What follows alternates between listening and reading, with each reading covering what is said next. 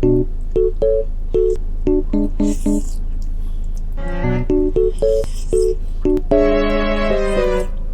kaya chopstick tawag dito? Hindi naman pinag-chop.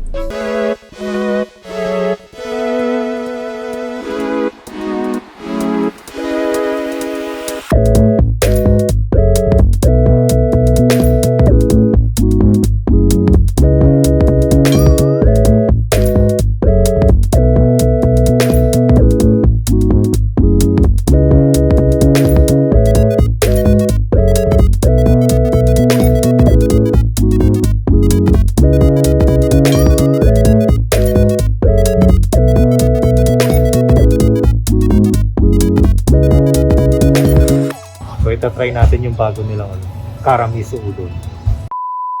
Hello, what's up guys? Welcome back to my channel. It's finally here. Andito tayo sa paborito kong udon, yung Marugame udon. Usually in order ko doon yung beef udon. Minsan may egg, minsan wala. Pero ngayon may nakita ako na bago, kaya hindi yun yung in order ko. Syempre, testing natin yung hindi pa natin natikman. Ito siya. Karamiso beef udon. Our own freshly handmade udon in bokake sauce, topped with a scoop of creamy, tangy, and mild spicy karamiso. Kung ano man yun. A ground pork with special sauce nakalagay naman. Flavorful beef slices and bok choy. Yan yung kompletong description yan ha. Yung mga usual na udon pag large na sa mga 260, 280 yun. Ito medyo mahal yung large, 315. Tapos yung regular, 265 pesos. So titikman natin kung masarap ba siya. Ganito siya kalaki. Ito yung large ha. Hindi ko alam kung ano. Tapos may nakasulat siya. Karamiso. Yan. Hindi ko pangalan yan. Anjomel pangalan ko. So ganitong gagawin natin pag sa Marugame udon. May takip yan. Siyempre tinanggal na natin. Tapos nandito yung sabaw.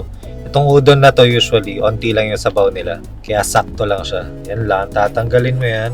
Diba? Ang ganda ng loob. Tapos lalagay mo tong sabaw.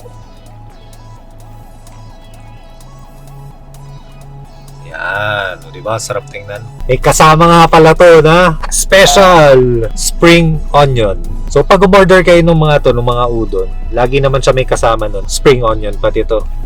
Yan. Basta fried siya. Libre to kasi free to. Yan. So ihahalo natin to. Nakakadagdag to sa sarap. Lagay lang natin. Yan. Subukan muna natin tong isa kung malasa. Yan. So ito, haluin natin.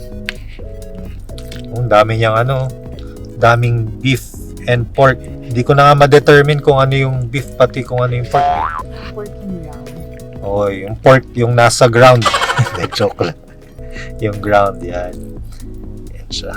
Tapos ang maganda dito sa Marugame udon, kita niyo yung noodles niya. Yung noodles neto, handmade nila. Makikita mo nga doon ginagawa nila yun eh. Sobrang dami niyang laman kaya mahirap haluin.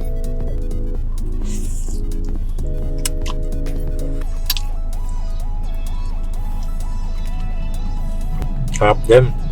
Tapos ano siya? Spicy. Pero hindi naman super spicy. Feeling ko sulit siya kasi ang dami namang karne. Tapos may bok choy. Kaya itong meal na to, healthy to may gulay. Nakang bok choy. Palit kami ni Brianna for few seconds, mga 10 seconds. Ito yung beef, yakiniku. Keniko to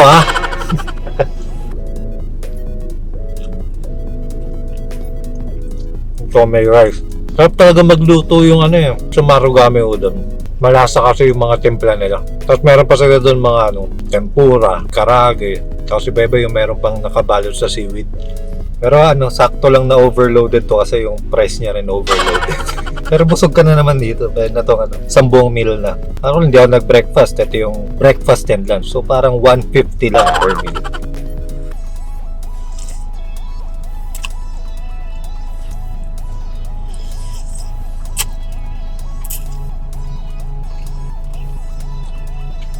Natikman ko na rin yung nito curry. Sarap din. Kaya mas masarap yung beef udon nila. Ito, medyo pantay sa akin yung sarap na itong flavor na to. Bago lang din ata to kasi ngayon ko lang nakita yan. Or ngayon lang ako lumabas. Mas gusto ko yung kung nakita niyo yung video namin, meron kaming ramen, di ba? Ito, udon. Mas gusto ko siya kasi parang mas malasa. And specifically dito sa sa Marugame, masarap yung noodle mismo nila. Ewan ko, ang dami kong natitikman na na ramen na wala masyadong lasa. At least yung udon parang templadong-templado. Tapos yung sa price, di ba minsan yung mga ramen sobrang mamahal, mga 400, may 500, tapos kulang naman sa lasa. Dito ka na lang, yung beef udon neto, nasa 180 lang ata yung regular. Tapos 200 plus yung large. Malasang malasa. Busog ka pa kasi ang kapal nung kapal nung mga noodle. Knock knock. Who's there? Udon. Udon. Who don't know the one who dreams at you at night? Ano kanta yun? Who wants to kiss your lips, wants to hold you tight. Ano nga kanta yun? Oh, hindi ko maano yung title ko. Ako. Who's there? If udon Nagkakahalataan po sa mga edad yung mga kanta. You don't know me yung title.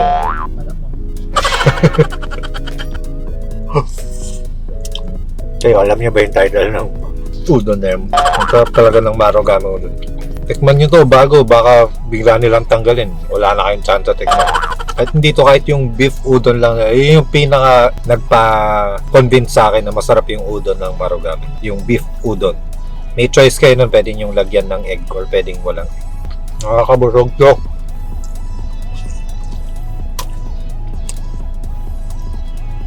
Ba't kaya chopsticks tao dito? Hindi naman pinag-chop. So, basta sa akin siguro kung i-rate ko to, mga 8/10 siya para sa akin sa lasa. Gagawin ko sana siyang 10/10 kung medyo mababa yung presyo, pero 315 kasi kaya medyo mahal-mahal din. Pero minsan lang naman, so pwede nyo subukan or yung beef udon nga. Thank you very much for watching this vlog and sana panoorin nyo rin yung iba kong video and don't forget to like, subscribe, and share this video with your friends, with your family, and also with your enemies. Bye-bye!